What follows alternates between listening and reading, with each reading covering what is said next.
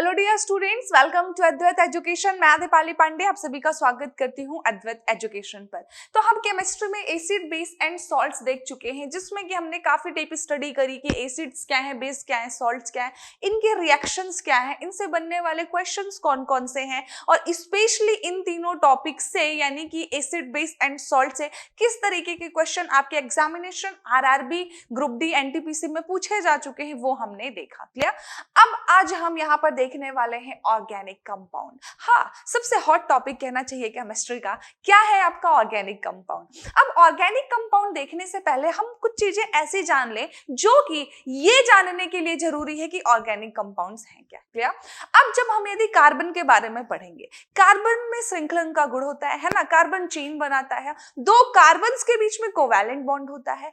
तो हम उन चीजों में जाने से पहले ये जान लें कि कार्बन के बीच में जो कोवैलेंट बॉन्ड है वो एक्चुअल में होता क्या है। इट मींस आज हम पढ़ने वाले हैं आयनिक बंध के बारे में, यानी कि कहें रासायनिक बंध एवं उनके प्रकार, साथ ही कहूं केमिकल बॉन्ड्स क्या हैं, साथ ही उनके टाइप्स क्या हैं, आज हम देखने वाले हैं।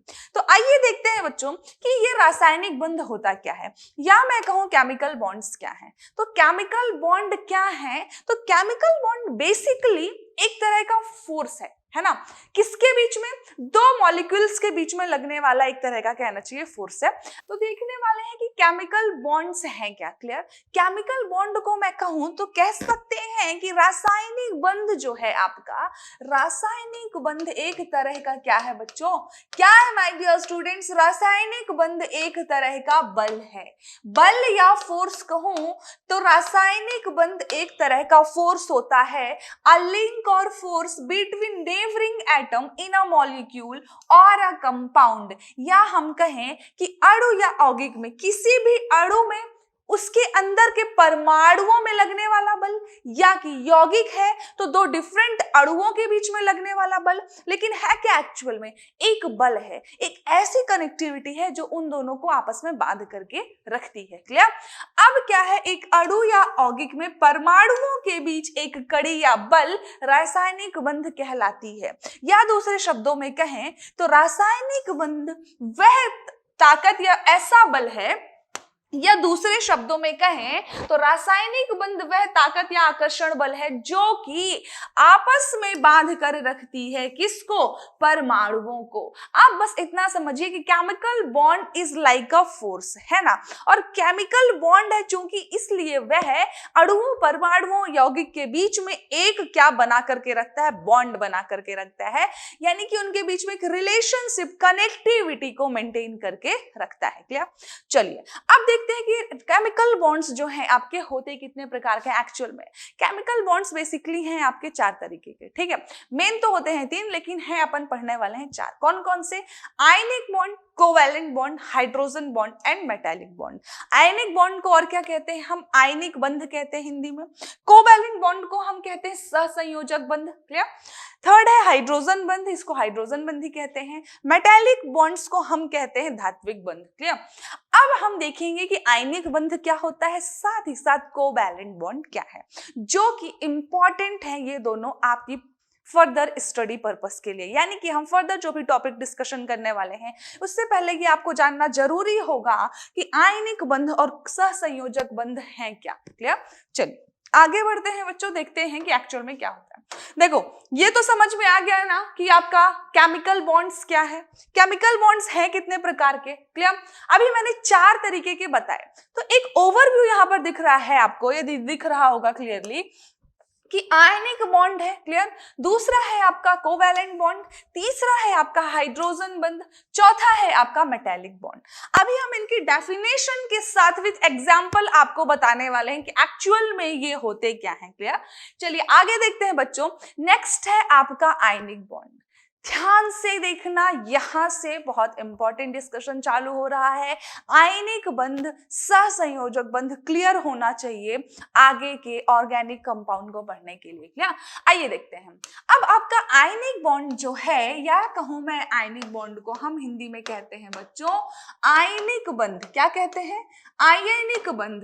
देखो नाम पे थोड़ा सा जाएंगे तो नाम में ही है कि कुछ आयंस के बीच में बॉन्डिंग होगी यहाँ पर, है ना। आयनिक बंध क्योंकि कह रहा है। तो आइए देखते हैं, N attraction between two ions used to create an ionic compound। Clear?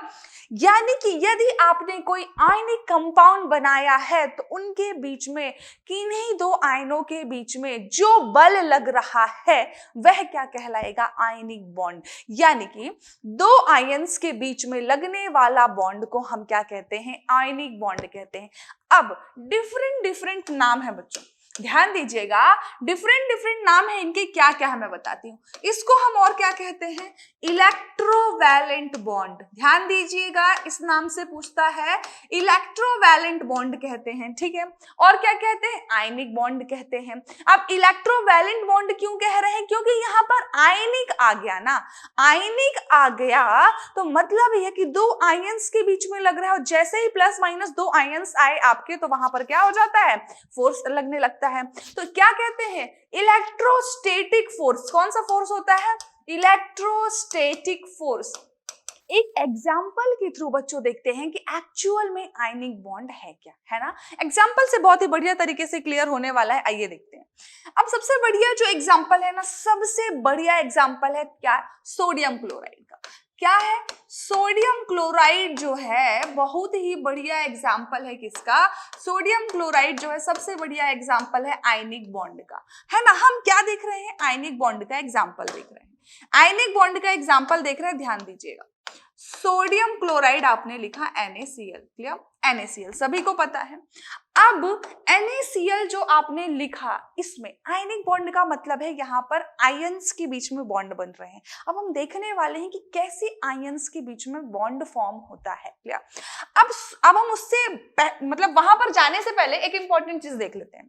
Sodium का जो परमाणु क्रमांक होता है वो होता है 11। ध्यान दीजिएगा, सोडियम का परमाणु क्रमांक होता है 11 और क्लोरीन का होता है 17, है ना। परमाणु क्रमांक, परमाणु भार सभी को पता होता है लगभग, है ना। तो परमाणु क्रमांक सोडियम का होता है 11 एंड क्लोरीन का होता है 17। सोडियम का जो परमाणु क्रमांक होता है 11, तो यदि मैं इसको लिखूं तो ऑक्टेट सभी को पता है। ऑक्टेट क्या होता है? ऑक्टेट जो है आपका, ऑक्टेट जो होता है number of electrons in the outer most cell. Actually जो है, यदि आउटर मोस्ट सेल में या बाहरी कक्षा में 2, 8, 18, 32 इलेक्ट्रॉन प्रेजेंट है, इट मींस उनका ऑक्टेट कंप्लीट है। लेकिन यदि इस फॉर्म में नहीं है इलेक्ट्रॉन्स, नंबर ऑफ इलेक्ट्रॉन्स, तो मतलब उनका ऑक्टेट कंप्लीट नहीं है। आइए देखते हैं सोडियम और क्लोरीन का क्या है। सोडियम का परमाणु क्रमांक होता है 11, तो हम लिखेंगे 2, 8 और 1, क्लियर? तो हमने देखा आउटर मोस्ट सेल में 1 इलेक्ट्रॉन है, इट मींस इसका ऑक्टेट पूरा नहीं है, क्लियर? ऑक्टेट पूरा नहीं है। और क्लोरीन का होता है 17, तो यदि मैं इसको लिखूंगी तो लिखूंगी 2, 8 और 7, इट मींस इसका भी ऑक्टेट पूरा नहीं है। अब आप ध्यान से देख पा रहे होंगे कि जो NaCl है, ध्यान दीजिएगा, जो NaCl है उसमें ना, NaCl में जो सोडियम है और जो क्लोराइड है, ध्यान देना, जो सोडियम है वो है आपका मेटल। क्या है बच्चों? मेटल। और जो क्लोराइड है वो है आपका नॉन मेटल। ध्यान देना। तो हम इसको एक चीज और भी कहते हैं कि एक मेटल एंड नॉन मेटल के आयनों के बीच में बनने वाला जो बंध है वो कहलाता है आपका आयनिक बॉन्ड या आयनिक बंध, क्लियर? तो डेफिनेशन इसी से निकल के आ रही है। अब एक मेटल और एक नॉन मेटल लिया हमने। मेटल में हमने देखा कि 1 इलेक्ट्रॉन एक्स्ट्रा है। ध्यान से देखो, 1 इलेक्ट्रॉन एक्स्ट्रा है, ये जो 1 इलेक्ट्रॉन था। जबकि नॉन मेटल जो है वहां पर नंबर ऑफ इलेक्ट्रॉन्स जो है आउटर मोस्ट सेल में वो है 7। इट मींस इसको चाहिए और इसके पास है एक्स्ट्रा। दोनों को बनाना है बॉन्ड, तो दोनों अब यहां पर क्या करेंगे? ध्यान दीजिएगा, दोनों क्या करेंगे? इसके पास एक एक्स्ट्रा है तो ये इसको करने वाला है डोनेट और ये इससे लेने वाला है इलेक्ट्रॉन। तो ध्यान दीजिएगा, देने वाला हमेशा धनी होता है ना। मैम ने पहले भी बताया है, यदि हमारे पास काफी कुछ पैसा है, धनी है हम, तभी तो दे पाएंगे ना भाई। अब ये हो गया धनी, क्यों? क्योंकि इसने 1 इलेक्ट्रॉन दे दिया। जैसे ही इसने 1 इलेक्ट्रॉन दिया, इसके ऊपर आ जाएगा प्लस चार्ज, क्योंकि इसने 1 इलेक्ट्रॉन दिया। और जैसे ही 1 इलेक्ट्रॉन क्लोरीन के पास आया तो क्लोरीन क्या हो जाएगा भाई? क्लोरीन तो हो जाएगा ना रेडी। क्यों? क्योंकि क्लोरीन ने इससे इलेक्ट्रॉन ले लिया। हम किसी किसी से पैसा उधार ले लेते हैं तो क्या होते हैं, हम कर्ज में होते हैं, डेप्ट में होते हैं, ऋणी होते हैं ना। तो बस वैसे ही इलेक्ट्रॉन एक क्लोरीन ने लिया तो क्लोरीन हो गया ऋणी, दैट्स वाई आ गया माइनस चार्ज। अब सोडियम में था पॉजिटिव और इसमें हो गया नेगेटिव। तो ध्यान से देखिएगा कि जो इसका एक इलेक्ट्रॉन इसके पास गया तो इसका मतलब है कि जो मेटल है वो इलेक्ट्रॉन देने वाले हैं। ध्यान दीजिएगा, मेटल जो है वो इलेक्ट्रॉन यहाँ पर डोनेट कर रहा है, दे रहा है, क्लियर। जबकि जो नॉन मेटल है वो यहाँ पर इलेक्ट्रॉन गेन कर रहे हैं। तो एक चीज ये भी क्वेश्चन बनती है कि मेटल इलेक्ट्रॉन्स देते हैं आयनिक बंध में और नॉन मेटल क्या है, आपके इलेक्ट्रॉन्स गेन कर रहे हैं। दो चीज ये हो गई, क्लियर। तो उसके बाद हमने देखा कि जैसे इलेक्ट्रॉन डोनेट किया क्लोरीन को, क्लोरीन ने फटाक से क्या किया, इलेक्ट्रॉन गेन कर लिया, ऑक्टेट पूरा कर लिया, 8 हो गया इसका और इसके भी 2 और 8 बचे। ठीक, तो दोनों का हो गया। लेकिन जो आयंस आ गए वो आ गया इसमें प्लस आयन और इसमें आ गया माइनस आयन। तो इसलिए दोनों के बीच जो बना वो बना आयनिक बंध। ध्यान से देखिएगा, जो इन दोनों के बीच बना वो क्या बना डियर स्टूडेंट्स, वो बना आयनिक बंध। इसी को हम कहते हैं आयनिक बॉन्ड। क्यों कहते हैं, क्योंकि दोनों ही आयंस के बीच में बना, इसलिए हम कहेंगे आयनिक बंध। अब इसमें इंपॉर्टेंट, सबसे ज्यादा इंपॉर्टेंट देखने वाली चीज कौन कौन सी है, तो है कि ये एक मेटल और एक नॉन मेटल के बीच में बना, क्लियर। ये मेटल ने इलेक्ट्रॉन को डोनेट किया और नॉन मेटल ने इलेक्ट्रॉन को गेन किया, क्लियर। मेटल ने इलेक्ट्रॉन को दिया तो वो उस पर आया प्लस चार्ज, नॉन मेटल ने इलेक्ट्रॉन लिया तो उस पर आया माइनस चार्ज। तो इसलिए बन गया Na प्लस आयन और Cl माइनस आयन। अब जो ये आपकी NaCl आपको दिखता था ना, इसके पीछे की कहानी समझ में आई। जैसे ही कोई बोलेगा तो आप तुरंत बताओगे कि इसमें होता है आयनिक बंध। और आयनिक बंध कैसे बन रहा है, तो इलेक्ट्रॉन्स इसके पास जो एक एक्स्ट्रा था, तो इसके पास 7 इलेक्ट्रॉन्स थे, ठीक है। कितने इलेक्ट्रॉन्स थे, 7, 2 2 4 2 6, एक इसको चाहिए था तो ये इलेक्ट्रॉन चला गया इसके पास। और जैसे ही इसने, अब ध्यान देना है अभी कि ये इलेक्ट्रॉन इसको यहां पर दे दिया, कोई यहां पर शेयरिंग नहीं हो रही है, क्योंकि अभी अपन कोवैलेंट बॉन्ड पढ़ेंगे तो वहां पर क्या करेंगे ना, दोनों ही एटम्स जो हैं दोनों ही एक एक इलेक्ट्रॉन शेयर करेंगे। तो बस बेसिक डिफरेंस यही है दोनों में कि यहां पर सोडियम एक इलेक्ट्रॉन क्लोरीन को दे दिया, कोई शेयरिंग नहीं हुई। जो सोडियम के पास 2 8 और 1 थे, ये एक खत्म हो गया। कैसे, क्योंकि एक चला गया यहां पर क्लोरीन के पास, तो सिर्फ 2 और 8 यानी कि 10, मतलब यहां पर ये हो गया इसका ऑक्टेट पूरा। इसने भी एक इलेक्ट्रॉन इसको दे दिए और क्लोरीन का भी ऑक्टेट पूरा हो गया। तो एक्चुअल में आयनिक बॉन्ड क्या है, तो आयनिक बॉन्ड एक मेटल नॉन मेटल के बीच में बनने वाला जो बॉन्ड है, मेटल नॉन मेटल की आयनों के बीच में, क्लियर। आयनिक बॉन्ड इसको कहते क्यों है, क्योंकि आयंस के बीच में बनता है ना, प्लस और माइनस आयन जैसे ही आया तो आयंस के बीच में बनने वाला बॉन्ड क्या होगा, आपका आयनिक बॉन्ड होगा। एक चीज और इंपॉर्टेंट है कि जो प्लस होता है आपका, है ना, जैसे ही Na ने डोनेट किया सोडियम ने और प्लस आयन बनाया, तो इसको और क्या कहते हैं, ध्यान दीजिएगा। जैसे ही सोडियम ने डोनेट किया प्लस आयन बनाया, इसको हम कहते हैं केटायंस, क्लियर। और जैसे ही क्लोरीन ने लिया और ऋण आयन बनाया, उसको हम कहते हैं एन आयन। अब ये जो केटायन और एन आयन है, तो एक और डेफिनेशन क्या आ गई, केटायंस और एनायंस के बीच में बनने वाला बॉन्ड कहलाएगा आपका आयनिक बॉन्ड। तो कितनी डेफिनेशंस निकल के आई, metal non metal, electron donate करता है, ये इलेक्ट्रॉन एक्सेप्ट करता है, और साथ ही केटायन और एनायन के बीच में बनने वाला बंध क्या कहलाता है, आयनिक बंध कहलाता है। अब देखो, यदि कहेंगे आयनों के बीच में बनने वाला बंध तो सभी आंसर दे देंगे, लेकिन यदि क्वेश्चन को थोड़ा ट्विस्ट करता है, कह देगा केटायन एनायन के बीच में बनने वाला बंध कौन सा है, तो आप कहोगे केटायन और एनायन के बीच में बनने वाला बंध जो है आपका रासायनिक आयनिक बंध है, clear, chemical ionic bond, clear. चलिए, समझ आया, बढ़िया से समझ आया होगा तो एक थम्स अप बनता है ना। अब हम दूसरा एग्जाम्पल भी ले सकते हैं, कोई भी आप सॉल्ट का एग्जाम्पल ले लो या किसी उसका, जैसे सपोज करो आप MgCl2 ले लो, क्लियर। MgCl2 का एग्जाम्पल ले सकते हैं अपन। MgCl2 का यदि अपन एग्जाम्पल लेंगे तो MgCl2 में क्या होता है, MgCl2, अब आपका मैग्नीशियम का कितना होता है, मैग्नीशियम का परमाणु क्रमांक होता है 12 और क्लोरीन का होता है 17, क्लियर। अब आप कहोगे मैम आपने तो कहा था कि आयंस को ट्रांसफर कर देते हैं, है ना, तो उनका ऑक्टेट भी पूरा हो जाता है और आयनिक बॉन्ड बन जाता है। अब यहाँ पर है MgCl2, यानी कि मैग्नीशियम के आउटर सेल में है, मैग्नीशियम का होता है 12, तो 2, 8 और 2, ध्यान दीजिएगा, और क्लोरीन यहाँ पर 2 है, ठीक है, तो 2, 8 और 7, यानी कि 2 इलेक्ट्रॉन चाहिए किसको, क्लोरीन को, क्योंकि क्लोरीन कितना है 2। तो कैसा बनने वाला है, यहाँ पर बनेगा कुछ ऐसा, देखिएगा ध्यान से देखिएगा, आपका Mg है, क्लियर, Mg। अब Mg में एक्स्ट्रा है 2 इलेक्ट्रॉन, यानी कि Mg में मैग्नीशियम में है एक्स्ट्रा 2 इलेक्ट्रॉन, और एक्चुअल में क्लोरीन के 2 परमाणु है, तो 2 इलेक्ट्रॉन्स एक्स्ट्रा चाहिए इनको, तो आपने क्लोरीन को दे दिया। तो जैसे ही आपने क्लोरीन का जो 7 था, 2, 2, 4, 2, 6, 2, 2, 4, 2, 6 बनाए आपने, ठीक है। अब ध्यान दीजिएगा, तो क्लोरीन को चाहिए ये वाला बॉन्ड इधर, और इस क्लोरीन को चाहिए ये वाला बॉन्ड इधर, यानी कि मैग्नीशियम अब दोनों इलेक्ट्रॉन फिर से ट्रांसफर कर देगा, और जैसे ही ट्रांसफर कर देगा उसके बाद आप देखोगे कि इस मैग्नीशियम और इस क्लोरीन के बीच में हो गया ट्रांसफर, और यहां पर बन गया बॉन्ड। इसी बॉन्ड को हम कहते हैं आयनिक बंध, क्लियर, इसी बॉन्ड को हम कहते हैं आयनिक बंध, जैसे कि यहाँ पर Na+ और Cl- के बीच में बन रहा था।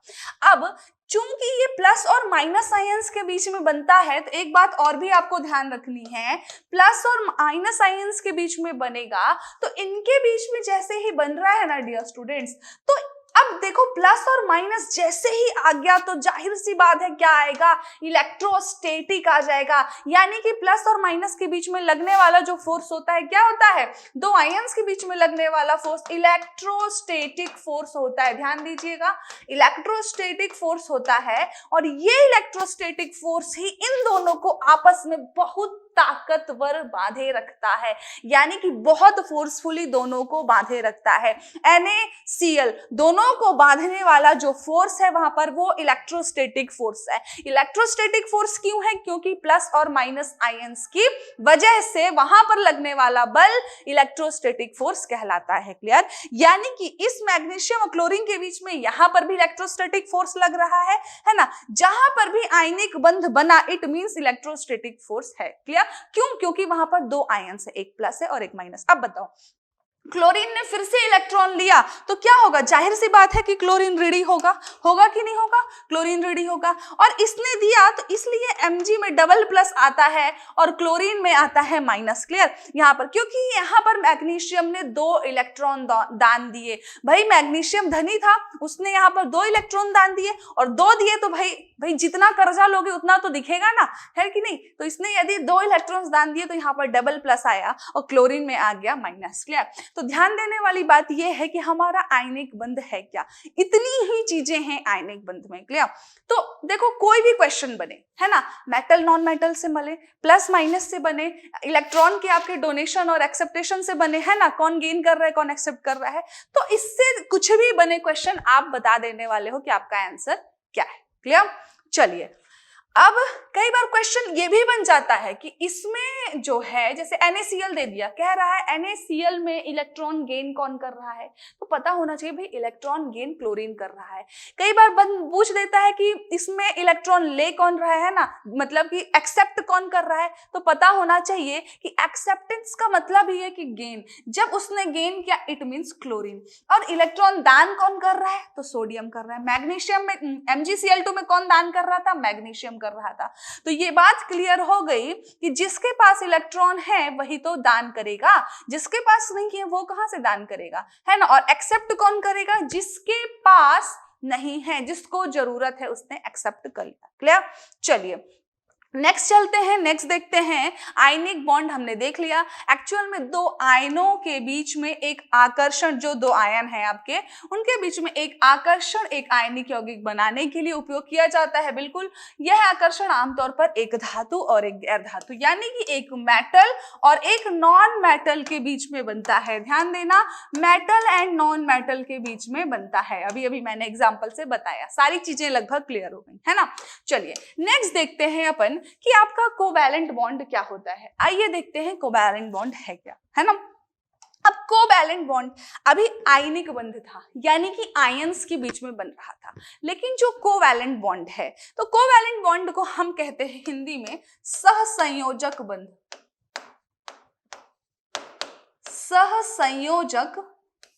सहसंयोजक बंध, ध्यान दीजिएगा, सहसंयोजक बंध क्या है? An interaction between two atoms. Clear? ध्यान बस, मतलब एक जो सबसे इंपॉर्टेंट चीज है कि वहां पर इलेक्ट्रॉन पूरे के पूरे ट्रांसफर हो जा रहे थे, है ना। जो इलेक्ट्रॉन एक्स्ट्रा था वो बिल्कुल चला जा रहा था, लेकिन यहां पर ऐसा नहीं होगा। जो इलेक्ट्रॉन है वो दोनों ही आपस में क्या बनाएंगे? बंध बनाएंगे, यानी कि इलेक्ट्रॉन आपस में शेयर कर लिए जाएंगे। उस परमाणु में भी वही इलेक्ट्रॉन घूमने वाला है उसकी कक्षा में, और उस परमाणु में भी। ठीक है, आइए एग्जांपल से देखते हैं क्या रहा है। पहले डेफिनेशन देख लें। दो परमाणुओं के बीच में, जिसमें प्रत्येक परमाणु को ऑक्टेट नियम पूरा करने में मदद करने के लिए एक या एक से अधिक इलेक्ट्रॉनों का साझा करना। सबसे इंपॉर्टेंट वर्ड क्या है यहाँ पर? इलेक्ट्रॉनों का साझा करना। साझा करने का मतलब क्या है? शेयर करना। जबकि वहां पर क्या था? आयनिक बॉन्ड में ट्रांसफर हो रहे थे इलेक्ट्रॉन, वहां पर कोई शेयरिंग नहीं हो रही थी। यहां पर शेयरिंग केयरिंग दोनों होने वाली है। ठीक है, चलिए, तो यह जो है इंटरेक्शन आमतौर पर दो गैर धातुओं के बीच बनता है, दोनों ही नॉन मेटल्स के बीच में बनता है। चलिए एग्जाम्पल से देखते हैं कि आपका कोवैलेंट बॉन्ड है क्या। क्लियर? आइए देखते हैं आपका कोवैलेंट बॉन्ड।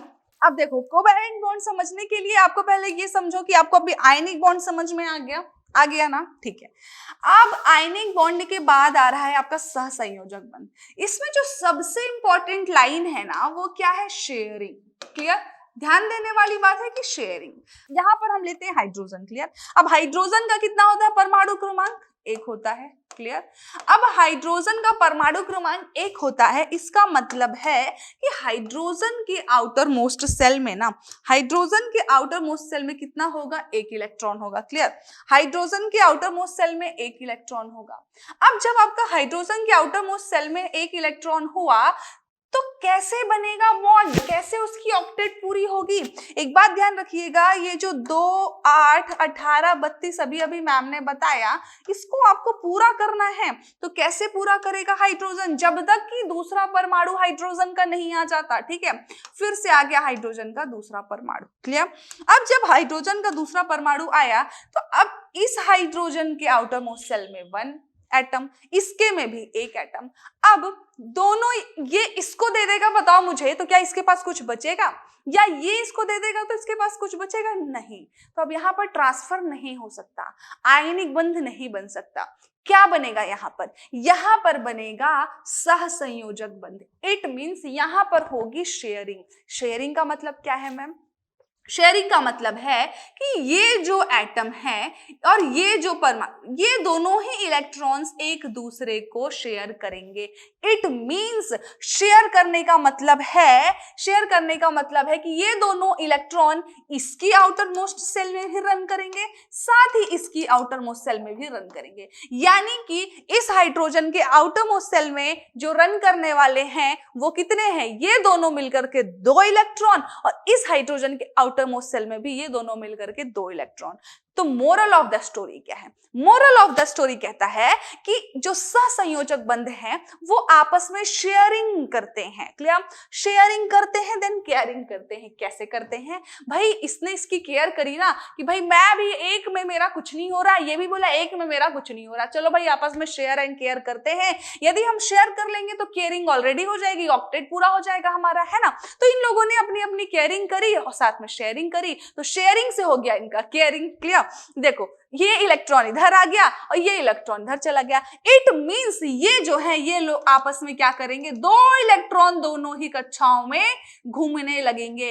यानी कि यहाँ पर जैसे ही 2 इलेक्ट्रॉन दोनों ही कक्षाओं में घूमने लगे, तो इसका भी हो गया ऑक्टेट पूरा, यहाँ पर भी हो गए 2 इलेक्ट्रॉन और यहाँ पर भी हो गए 2 इलेक्ट्रॉन। तो इनके बीच में बनने वाला जो बंध होगा वो क्या कहलाएगा? Covalent bond. क्यों कहला रहा है कोवैलेंट बॉन्ड? क्योंकि इन दोनों ने आपस में साझा किया है। क्या किया है बच्चों? साझा किया है। क्लियर? देखो नेक्स्ट एग्जांपल लेते हैं ऑक्सीजन का। क्लियर? दूसरा एग्जांपल लेते हैं ऑक्सीजन का। अब ऑक्सीजन का जो एटॉमिक नंबर होता है वो कितना होता है? वो होता है 8। क्लियर? वो होता है 8, यानी कि 2 और हम कितना करेंगे? 6। क्लियर? 2 और 6, 6 2 8 हो गया। आउटर मोस्ट सेल में आप क्लियरली देख पा रहे हो 6 इलेक्ट्रॉन्स है।